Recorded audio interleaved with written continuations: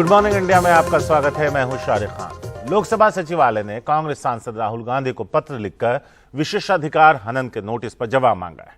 यह notice BJP सांसद निशिकांत दुबे और संसदीय कार्य मंत्री प्रहलाद जोशी ने दिया। लोकसभा सचिवालय ने राहुल गांधी से कहा कि वो 15 फरवरी तक अपना जवाब दाखिल करें। 7 फरवरी को लोकसभा में राष्ट्रपति के अभिभाषण पर धन्यवाद प्रस्ताव पर चर्चा के दौरान राहुल गांधी पर प्रधानमंत्री नरेंद्र मोदी के खिलाफ अवमानना, असंसदीय शब्द और गलत और भ्रामक तथ्य रखने के आरोप हैं। जो बीजेपी के सांसद है गोड्डा के निशिकांत दुबे, उन्होंने साफ तौर पर कहा था, मीडिया के सामने भी बात करके कहा था कि जिस तरह से जो राहुल गांधी ने एक दूसरे सदस्य यानी प्रधानमंत्री नरेंद्र मोदी पर जो आरोप लगाया है लोकसभा के अंदर, वो गलत आरोप लगाया है, भ्रामक आरोप लगाया, असंसदीय भाषा का इस्तेमाल किया है। और अगर आप इस तरह से आरोप लगाते हैं किसी भी सदस्य के खिलाफ, तो पहले उनको बाकायदा नोटिस देना होता है, उनको जानकारी में लाना होता है। लेकिन ऐसा कुछ भी राहुल गांधी द्वारा नहीं किया गया था। पहले ना तो कोई नोटिस दिया गया था और वो सदस्य के अनुपस्थिति में जिस तरह से आरोप लगाए गए थे, उसी को लेकर जो है एक विशेषाधिकार हनन का नोटिस दिया गया है। उसके बाद आपको बता दें तो संसदीय कार्य मंत्री प्रहलाद जोशी का कहना ये था कि उन्होंने सदन के अंदर इस बात को कहा था कि क्यों ना नियम 380 के तहत राहुल गांधी के जो भाषण है, कई असामान्य आरोप को सदन की कार्रवाई से निकाल दिया जाना चाहिए, सदन के अंदर कहा था। और यही वजह है कि लोकसभा सचिवालय ने राहुल गांधी को कहा है कि आप अपना पक्ष जो है रखिए और 15 फरवरी तक उनको कहा गया कि आप अपना जवाब दाखिल करें। सुप्रीम कोर्ट में आज 2 नए जज शपथ लेंगे। जस्टिस राजेश बिंदल और जस्टिस अरविंद कुमार को आज सुबह 10:30 बजे जज के तौर पर शपथ दिलवाई जाएगी। चीफ जस्टिस चंद्रचूड़ दोनों जजों को शपथ दिलाएंगे। इन 2 जजों के शपथ के साथ ही सुप्रीम कोर्ट में जजों की संख्या अपने फुल स्ट्रेंथ पर यानी 34 हो जाएगी। आपको बता दें कि 31 जनवरी को कॉलेजियम ने इन दोनों जजों के नाम की सिफारिश की थी, जिस पर मुहर लग गई है। तो सुप्रीम कोर्ट के 2 नए जज फिर से नाम बताते हैं आपको।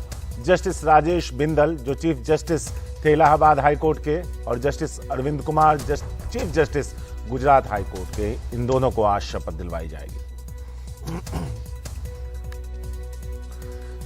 Justice Rajesh Bindal Allahabad high court के चीफ जस्टिस थे, जम्मू कश्मीर हाई कोर्ट के कार्यकारी चीफ जस्टिस रह चुके हैं, कोलकाता हाई कोर्ट के कार्यकारी चीफ जस्टिस के पद पर रहे।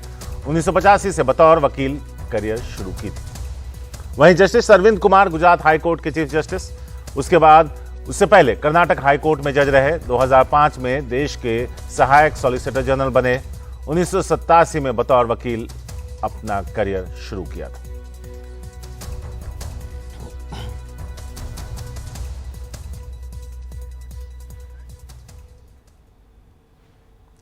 केंद्र सरकार ने रविवार को 12 राज्यों के राज्यपालों और लद्दाख के उपराज्यपाल की नियुक्ति की। महाराष्ट्र के राज्यपाल भगत सिंह कोश्यारी को इस्तीफा मंजूर कर लिया गया। उनकी जगह झारखंड के राज्यपाल रमेश बैस को महाराष्ट्र का राज्यपाल बनाया गया है। सुप्रीम कोर्ट के रिटायर्ड जज जस्टिस अब्दुल नजीर को आंध्र प्रदेश का राज्यपाल बनाया गया। उनकी नियुक्ति इसलिए खास है क्योंकि उन्हें रिटायरमेंट के 6 हफ्ते बाद ही राज्यपाल बनाया गया। Justice Abdul Nazeer supreme court के 2 अहम फैसलों में शामिल रहे।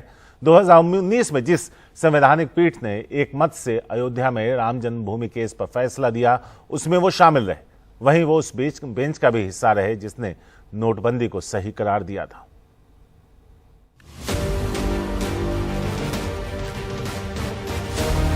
तेरह राज्यपाल, कई नए और कुछ का यहाँ से वहाँ तबादला।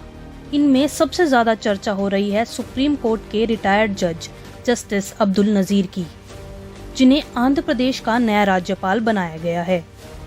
रिटायरमेंट के 6 हफ्ते के अंदर उन्हें राज्यपाल बना दिया गया। इससे जजों के रिटायरमेंट के बाद कुछ समय तक उनके ऐसे नियुक्तियों से बचने से जुड़े कूलिंग पीरियड को लेकर चर्चा शुरू हो गई है। इसके अलावा एक और अहम फैसला रहा महाराष्ट्र के राज्यपाल भगत सिंह कोश्यारी के इस्तीफे को स्वीकार करने का। कोश्यारी ने इस्तीफा देने की इच्छा जताई थी। राष्ट्रपति द्रौपदी मुर्मू ने उनकी जगह झारखंड के राज्यपाल रमेश बैस को महाराष्ट्र का नया राज्यपाल नियुक्त किया है। महाराष्ट्र के राज्यपाल रहे भगत सिंह कोश्यारी पिछले दिनों अपने कई बयानों को लेकर विवादों में रहे। विपक्षी दल खासतौर पर शिवसेना उनसे काफी नाराज रही। शिवसेना का दावा था कि कोश्यारी ने छत्रपति शिवाजी महाराज का अपमान किया है। विपक्ष ने राज्यपाल को हटाने के लिए कई प्रदर्शन भी किए। अगर राज्य की जनता की आवाज सुन लेते थे तुरंत उनका तबादला होता, लेकिन नहीं किया। आखिरी मिनट तक राज्यपाल का समर्थन केंद्र सरकार करती रही। ये महाराष्ट्र कभी भूलेगा नहीं। और आज सामुदायिक जो तबादले हुए हैं उसमें महाराष्ट्र के राज्यपाल का तबादला हुआ है। ये कोई मेहरबानी नहीं है। हाल ही में छत्रपति शिवाजी महाराज को लेकर या फिर उससे पहले हमने देखा ज्योतिबा फुले हो, सावित्रीबाई फुले हो, उन्हें लेकर जिस तरह से बयान दिए गए थे, उसके बाद राज्यपाल के खिलाफ हमने देखा पूरे राज्य में कई जगहों पर प्रदर्शन किया गया था। मुंबई में बीएमसी चुनाव आने वाले हैं। शिवसेना सबसे अगर कहीं मजबूत है तो मुंबई में है और वो हमेशा से मराठी अस्मिता, मराठी मानुस का जो मुद्दा है वो उठाती रही है और राज्यपाल हमेशा से उनके निशाने पर रहे हैं। तो ये बीएमसी से पहले एक चुनावी मुद्दा ना बने, इसे भी एक टाइमिंग के तौर पर देखा जा सकता है। राजस्थान के वरिष्ठ बीजेपी नेता 78 साल के गुलाब चंद कटारिया को असम का राज्यपाल बनाया गया है।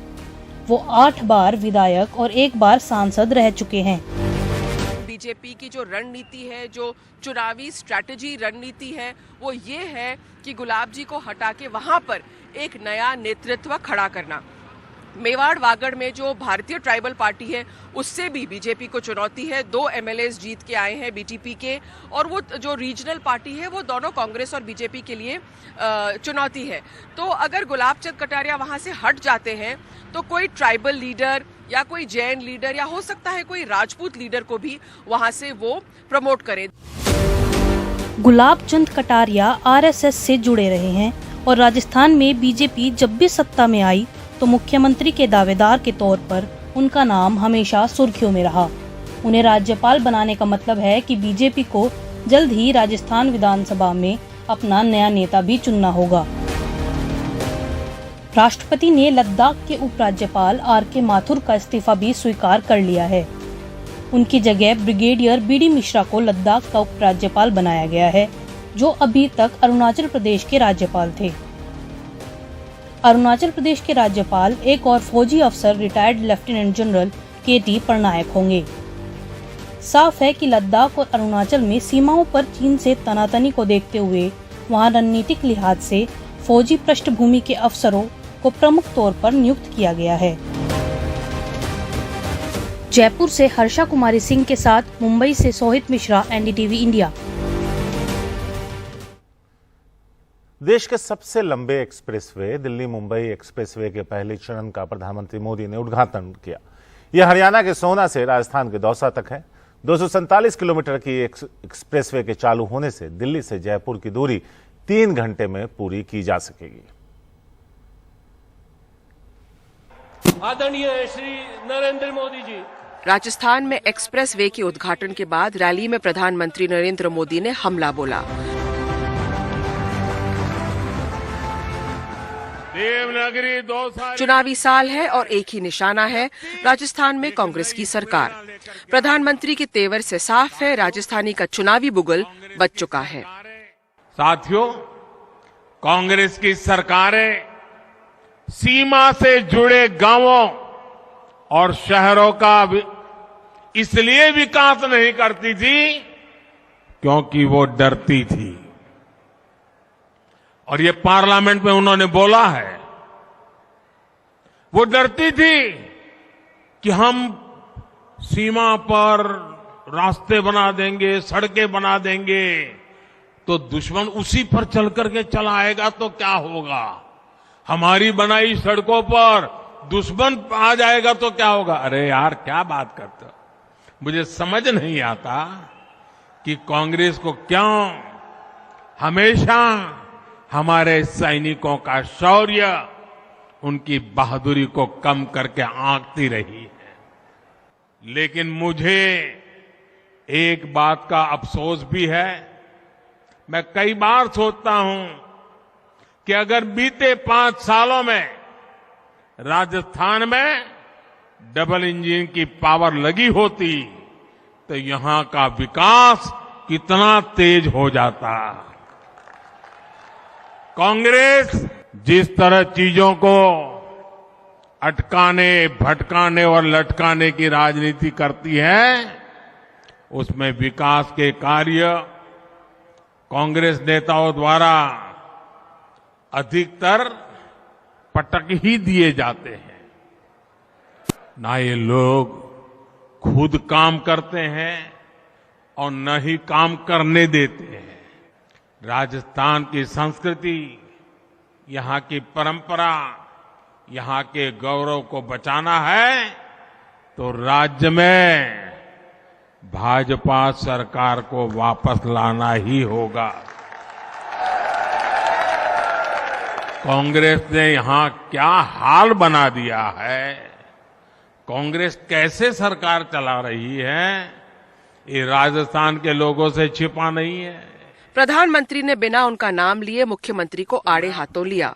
मुख्यमंत्री अशोक गहलोत ने गलती से पिछले साल के बजट के कुछ पन्ने को पढ़ने की घटना पर प्रधानमंत्री ने कहा, इसलिए विकास नहीं हो रहा है। गलती किसी से भी हो सकती है, लेकिन इससे ये भी पता चलता है कि कांग्रेस के पास ना ही विजन है और ना ही उसकी बातों में कोई वजन रह गया है।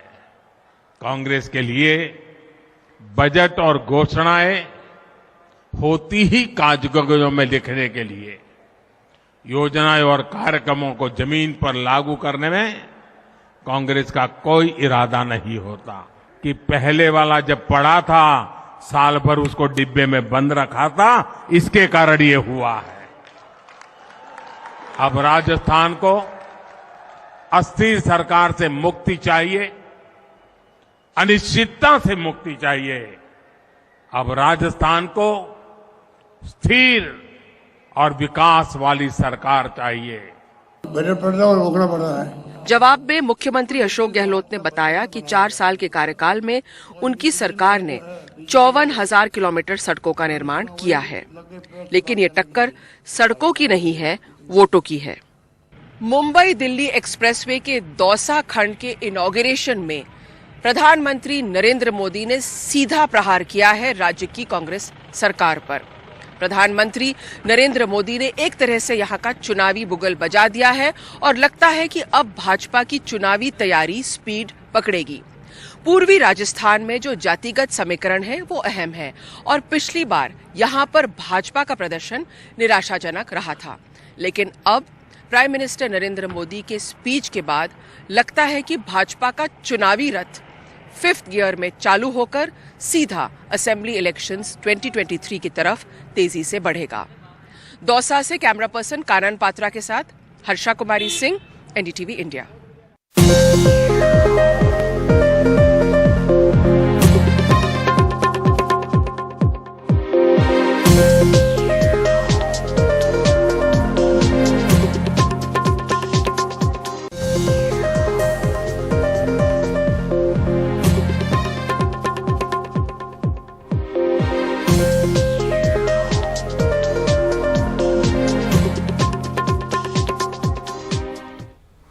राजस्थान के मुख्यमंत्री अशोक गहलोत के ओएसडी लोकेश शर्मा की मुश्किलें एक बार फिर बढ़ती नजर आ रही हैं।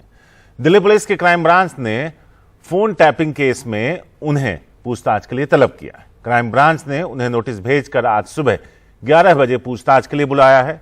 इससे पहले भी पुलिस 2 बार उनसे लंबी पूछताछ कर चुकी। आपको बता दें, दिल्ली पुलिस ने लोकेश शर्मा की गिरफ्तारी से अंतरिम राहत हटाने की याचिका दिल्ली हाईकोर्ट में दायर की है, जिस पर 20 फरवरी को सुनवाई होनी। केंद्रीय मंत्री गजेंद्र सिंह शेखावत ने दिल्ली क्राइम ब्रांच में लोकेश शर्मा के खिलाफ फोन टैपिंग का आरोप लगाकर केस दर्ज कराया था।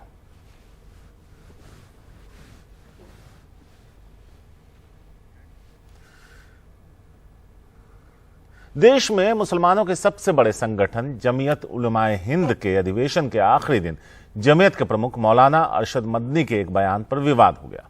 मौलाना मदनी ने कहा कि अल्लाह और ओम एक ही बात है, लेकिन उनकी इन बातों से अधिवेशन में मौजूद कई अन्य धर्मों के गुरु नाराज होकर चले गए। हमारे सहयोगी सौरभ शुक्ला की रिपोर्ट। तो हमारे स्वामी चिदानंद सरस्वती जी महाराज रविवार को दिल्ली के रामलीला मैदान में चल रहा जमीयत उलेमा हिंद के अधिवेशन का आखिरी दिन रहा। मंच पर मुसलमान धर्म गुरुओं के अलावा हिंदू, सिख, ईसाई और जैन धर्म के गुरु भी मौजूद रहे। इसी दौरान मौलाना अरशद मदनी ने एक ऐसा बयान दे दिया जिससे नाराज होकर दूसरे धर्मों के कई धर्मगुरु आयोजन छोड़कर चले गए।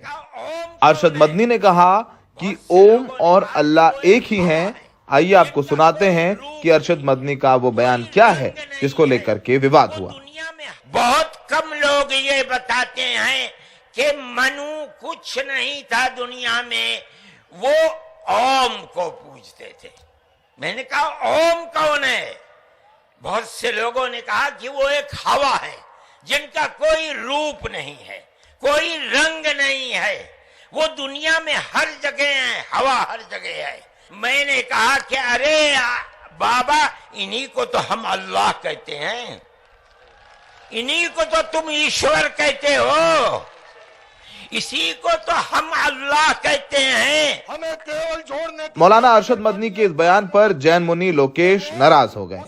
उन्होंने अरशद मदनी को अपने साथ शास्त्रों पर अलग से डिबेट करने की चुनौती दे दी। दावत देता हूं शास्त्रार्थ के लिए, आप दिल्ली आइए, आप मुझे सारे। जैन मुनि ने कहा कि यहाँ सिर्फ जोड़ने की बात होनी चाहिए, इसके बजाय अरशद मदनी कहानियां सुना रहे हैं।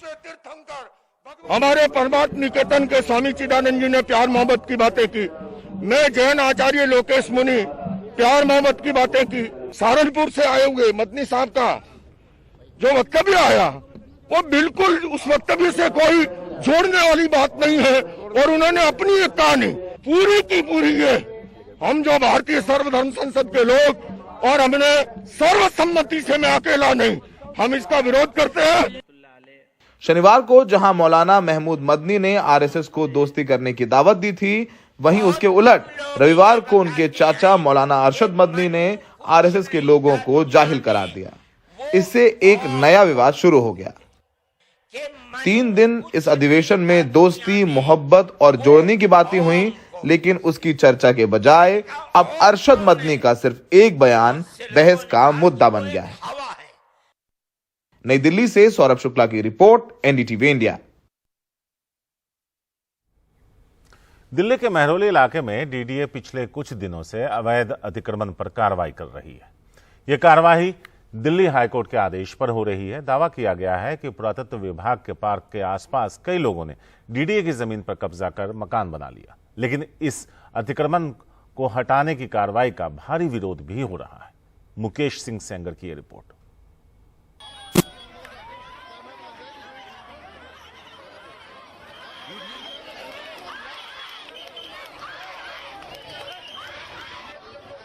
दिल्ली के महरौली इलाके में रहने वाले प्रवीण कालरा 1982 से जिस मकान में अपने परिवार के साथ रह रहे थे, उसे उनकी आंखों के सामने तोड़ा जा रहा है।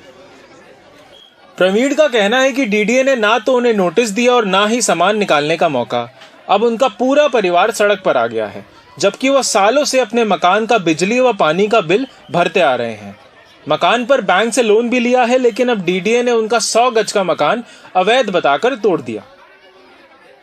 मेरे फादर ने 25-30 साल पहले लिया था सर ये, और यहाँ सारे लोग रह रहे हैं, पीछे सारी कॉलोनी बसी हुई है, और ये डीडीए की दीवार हो रखी है, आप देख सकते हो। और ये इधर है डीडीए की जगह, 100 गज की टोटल जगह है। उसके बाद भी इन्होंने कोई नोटिस तो दो, आप पीछे सबको नोटिस दिया, सब स्टे लाए हैं, आप भी नोटिस दो, हम स्टे ना लाए तब बात है। संडे के दिन क्यों दे रहे हो आप? कल करते आप जो करना था। बच्चे 12वीं के एग्जाम चल रहे हैं सर, अगले महीने बोर्ड के पेपर है, बच्चों को अब खड़ा कर दिया, टेंशन में क्या होगा बच्चों का। प्रवीण की तरह शिव कुमार की बहन यहाँ 1 बेडरूम के फ्लैट में अपने बच्चे के साथ अकेले रहती हैं। उनका मकान भी तोड़ा जा रहा है, जबकि मकान पर 7 लाख का बैंक लोन है। शिव कुमार के मुताबिक उनकी बहन के पास कोई नौकरी नहीं है, अब वो कहाँ जाएंगी? 4 साल से रह रही है, बिजली का कनेक्शन है, मीटर है, बकायदा सब कुछ है, लोन भी चल रहे हैं। लोन लिया था 7 लाख रुपए का, कहाँ से भरेगी अब वो लोन? कोई नोटिस नहीं, कुछ नहीं, लाइन काट दी, भूखे मरो, मजबूर कर रहे हैं। पहले पानी काटा, बिजली काट दिया, मोबाइल नहीं होगा, बिजली नहीं होगी, मरेगा आदमी। डीडीए पिछले 2 दिनों से यहाँ तोड़फोड़ की कार्रवाई कर रहा है। अब तक कई मकानों को तोड़ दिया गया है। मकानों के अंदर लोगों का सामान भी पड़ा है। दावा किया जा रहा है कि ये मकान जिस जमीन पर है वो जमीन डीडीए की है और पुरातत्व विभाग के पार्क से लगी है। दिल्ली हाईकोर्ट ने यहाँ अवैध अतिक्रमण हटाने का आदेश दिया है। हालांकि बाद में हाईकोर्ट ने कुछ मकानों के तोड़ने पर स्टे भी लगा दिया। हमें ये समझा दो भाई कौन सा कानून कब स्टार्ट हो गया। हम आज तक बचपन से जिस कानून को पढ़ रहे हैं ना, हमने वो फॉलो किया। हम ये मुलजिम है। अगर मुंह खोल रहे पुलिस वाले खुद ही धमकी दे रहे कि हम रातों रात गायब कर लेंगे। अब बता दो मुंह खोलने पे भी पाबंदी है। अब ये देखो डीडीए की खुद दीवार तोड़ रहे हैं। आप इसको नोट करो, देखो डीडीए अपना खुद का दीवार तोड़ के ये देख लीजिए। मैं आपको डॉक्यूमेंट्स ही दिखा दूंगा। मैं आपको पूरे के पूरे डॉक्यूमेंट्स दिखाऊं। 1987 के डॉक्यूमेंट हमारे पास है यार, हर चीज। कितने साल से रह रहे हैं आप लोग? मैं 5 साल से पीछे रह रहा हूँ यार। आप तो 5 साल से, हम तो 10-15 साल से यहाँ पे रह रहे हैं, फिर कैसे तोड़ सकते हैं? इस जमीन पर रेवेन्यू डिपार्टमेंट ने डिमार्केशन किया था। हालांकि दिल्ली सरकार में मंत्री कैलाश गहलोत ने कहा कि डिमार्केशन में कुछ खामियों की शिकायतें मिली हैं, इसलिए उन्होंने डीडीए से कार्रवाई रोकने के लिए कहा है, लेकिन कार्रवाई अभी नहीं रुकी है। मार्च के पहले हफ्ते तक सभी मकान तोड़े जाने हैं, जिसका विरोध अब तेज हो गया है। सुरक्षा व्यवस्था को देखते हुए बड़ी संख्या में यहाँ पर पुलिस बल तैनात किया गया है। ये देखिए कि आप दिल्ली पुलिस के अलावा अर्धसैनिक बलों के जवान हैं, लेकिन जो लोग यहाँ पर सालों से रह रहे हैं वो इसका विरोध कर रहे हैं। और दिल्ली पुलिस ने पूरे इलाके की घेराबंदी की हुई है और यहाँ पर लोग लगातार इस बात का विरोध कर रहे हैं कि आखिर सालों से वो यहाँ पर रह रहे हैं, क्यों उनके मकान तोड़े जा रहे हैं। आप देखें कि लगातार जो लोग हैं वो इसमें कई लोग जो है वो रो भी रहे हैं। एक और महिला उनसे बात करते हैं। मैम, जो तो आप देखें कि यहाँ पर लोगों में नाराजगी भी है, कुछ बातों को लेकर नाराजगी है और लोग इसका विरोध कर रहे हैं। नई दिल्ली से Mukesh Singh Sengar, NDTV India.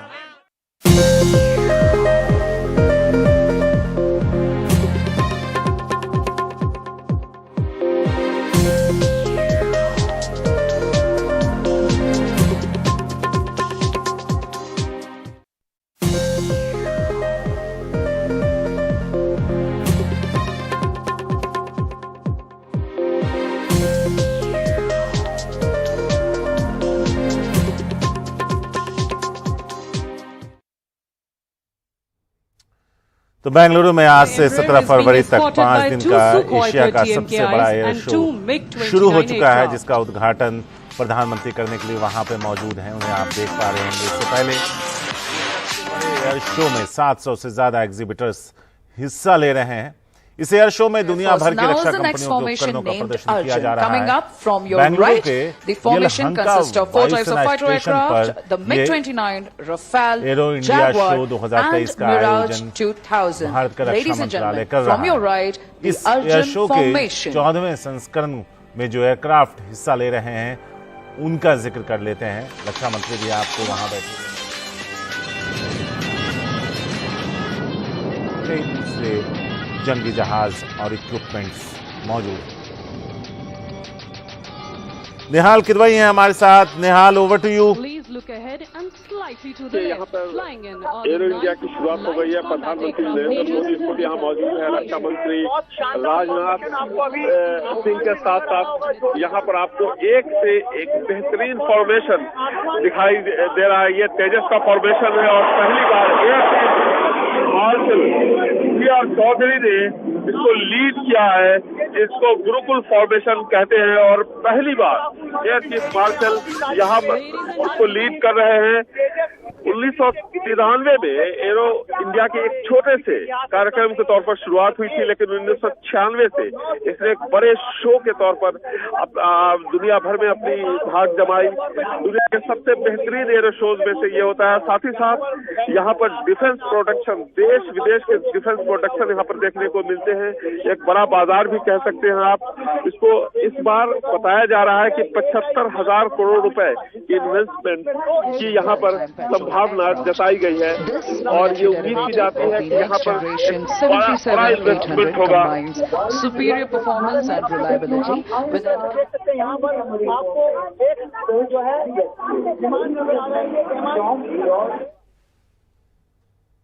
The aircraft undertakes a wide range of missions, including ISR, anti-submarine warfare, and search and rescue. Ladies and gentlemen, from your right, the Indian Navy's P-8I.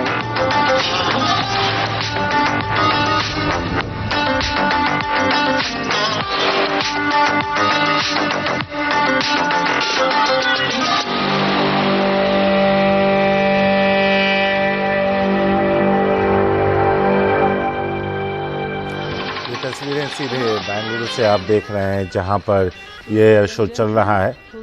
कई सारी कंपनियां, देशी और विदेशी कंपनियां, अपने हथियारों और जो डिफेंस में जो इस्तेमाल की जाती हैं उनका प्रदर्शन यहां पर कर रहे हैं।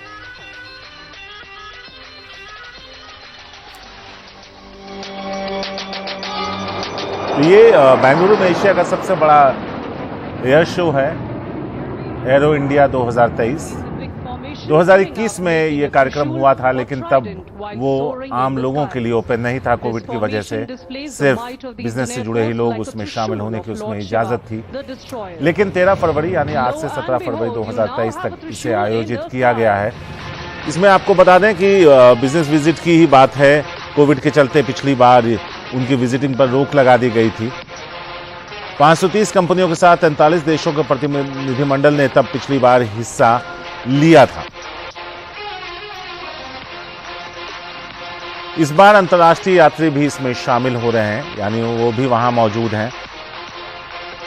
जो 2023 का आयोजन जो नोडल एजेंसी है HAL, वो इसको ऑर्गेनाइज कर रही है। निहाल, आप अपनी बात पूरी करें। तस्वीरें बता रही हैं आसमान में भारत की ताकत का नजारा।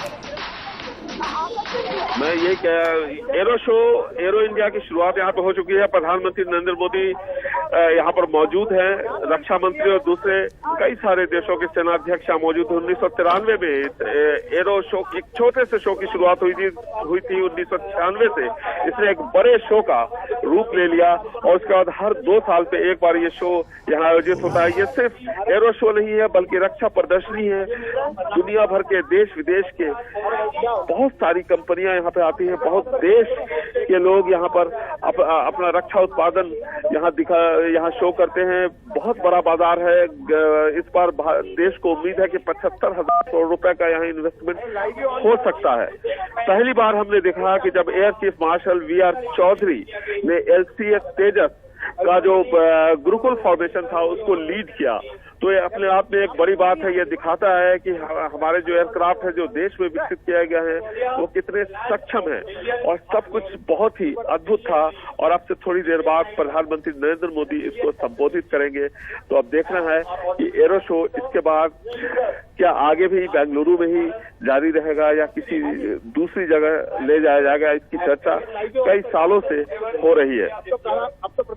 इस बार जो मैं अब जिक्र कर रहा था कि VR Chaudhary air chief marshal, उन्होंने गुरुकुल फॉर्मेशन को यहाँ पर शो किया है। तकरीबन 500 फीट ऊपर फ्लाई पास्ट उन्होंने किया। 7 एयरक्राफ्ट से सबसे आगे तेजस, जिसका पायलट खुद वायुसेना प्रमुख VR चौधरी थे।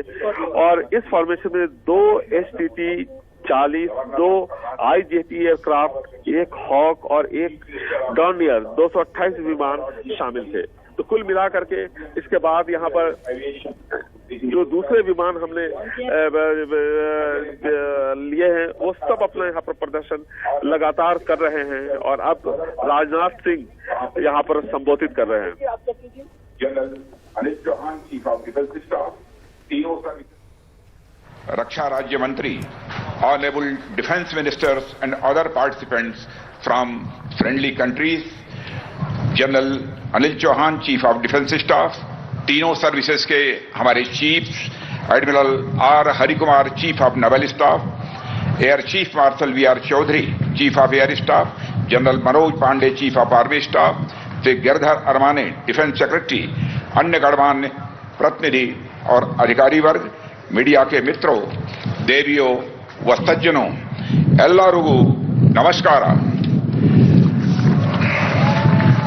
आज एरो इंडिया 2023 के उद्घाटन समारोह के महत्वपूर्ण अवसर पर हमारे माननीय प्रधानमंत्री जी का हम सब के बीच होना हम सब के लिए एक प्रसन्नता का विषय है।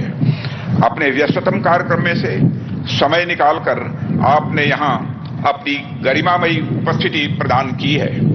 कर्नाटक की इस ऐतिहासिक और महान धरती पर आपका स्वागत और अभिनंदन करते हुए मुझे बेहद खुशी हो रही है। प्रधानमंत्री जी, आपके नेतृत्व और मार्गदर्शन में हमारा देश हर क्षेत्र में सफलता की नई ऊंचाइयां छू रहा है। विश्व के राजनीतिक और आर्थिक मानचित्र पर हमारा देश आपके नेतृत्व में पिछले कुछ वर्षों में बड़े मजबूती के साथ उभर कर सामने आया है। Arrow India arrow space sector का शोकेस है, जिसकी दो इंपॉर्टेंट कैरेक्टरिस्टिक्स हैं, हाइट एंड स्पीड। यही दोनों गुण ऑनरेबल प्राइम मिनिस्टर की वर्किंग एवं पर्सनालिटी को डिफाइन भी करते हैं। Height of integrity and commitment for India, speed of decision making and delivering results. विश्व के आकाश में भारत एक ऐसे सितारे के रूप में उभरा है जो न केवल स्वयं जगमगा रहा है बल्कि औरों को भी अपनी आभा से आलोकित कर रहा है। इन सब के पीछे अगर कोई प्रेरक शक्ति है तो वह है आपके आह्वान की शक्ति, आपके संकल्प की शक्ति और आपके लोक कल्याण के प्रति समर्पण की शक्ति। तो बेंगलुरु एयर शो में रूस भी अपने 200 से अधिक आधुनिक हथियारों का प्रदर्शन कर रहा है, जिसमें 5वीं पीढ़ी के fighter jet Sukhoi, light tactical fighter aircraft और आधुनिक ड्रोन शामिल हैं। एयर शो में रूस military transport plane, aerial refuelling tanker, Sukhoi 35 fighter jet, Sukhoi 30 SME और MiG 35D multi role front line fighter plane शामिल हैं। स्वीडन ने भी अपने आधुनिक फाइटर जेट ग्रिपेन E और ग्रिपेन F का प्रदर्शन करने का यहां फैसला किया। मजबूती प्रदान की है।